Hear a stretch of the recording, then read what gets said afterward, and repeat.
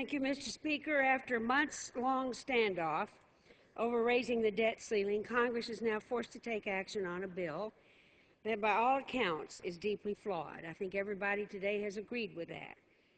Why are we doing a flawed bill? Because we waited till the last minute. Instead of reducing the nation's debt by closing tax loopholes for oil companies and private jet owners, today's bill instead creates a super committee that will decide how to take over $1 trillion in cuts.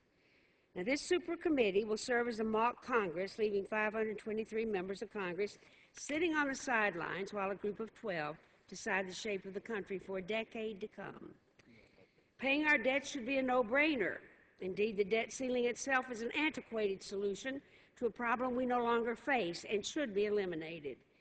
It was originally created to pay for World War I to provide our country with economic stability while at war. Today, we're again in the midst of war, but instead of protecting the stability of our economy, some in Congress have decided to question the necessity of paying our bills. As we all know by now, they've taken our economy hostage and demanded draconian cuts in exchange for not leading our nation into default. The actions have caused real and significant damage. Roll call reports that because of the prolonged debt ceiling crisis, the interest rate the United States government must pay has already increased, which means the interest rates for car loans and home mortgages are also increasing. The stock market has responded as expected. According to the deal book, as of July 29th, big banks and companies withdrew $37.5 billion from money market funds that are described as a key artery for our economy. The Dow Jones Industrial Average lost nearly 5% of its value last week, which meant 401ks, pension plans, retirement plans of all of Americans were put at risk and much of it lost. Baby boomers across the United States watched nervously as all those things were happening. As I mentioned earlier, this type of crisis has become the new normal in this Congress. Under the Republican rule, the House of Representatives has repeatedly led our country to the brink of unthinkable situations. First, we led the country to the brink of a government shutdown, threatening the jobs of hundreds of thousands of workers and endangering vital government services relied upon by Americans every day. As we speak, the Federal Aviation Administration is shuttered, costing the United States government hundreds of millions of dollars in lost revenue because the majority refuses to pass a clean legislation that does not include measures that threaten rural communities and the future of the airline unions. Now the majority has brought us to the edge of a cliff in order to see how much they can get for not throwing the country. In January, Speaker Boehner promised the American people the debt ceiling debate would be an example of a, quote, adult moment, end quote, in Washington. Is this what he had in mind?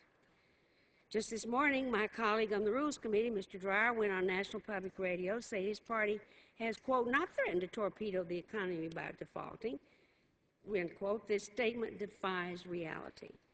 We've been brought to this point precisely because the leadership in his party walked out of negotiations, demanded they get ideologically driven cuts before they will vote to protect the stability of our economy.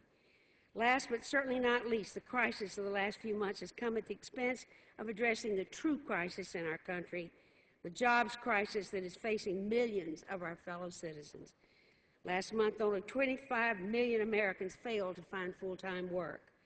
Many have been out of work for so long that their unemployment benefits have expired as their skills erode, and they are living on savings or charity from loved ones and friends. In response, we have not introduced a single bill in this House designed to invest significant government resources into creating jobs. Instead, we have repeatedly proposed cutting funding to investments in green technology, in transportation and infrastructure, destroying the promise of putting thousands of Americans back to work in the jobs that can't be outsourced overseas. They've refused to extend unemployment benefits for those who can't find jobs and are moving nowhere fast to extend a payroll tax break that has helped to create the small number of jobs that we added in recent months. Mr. Speaker, it's time that seriously responsibilities are taken here, the responsibilities of leadership, and in doing so, put an end to this self-inflicted crisis and focus on getting Americans back to work. I yield back the balance. No, I reserve the balance of my time. Gentlelady reserves the balance of her time. Gentleman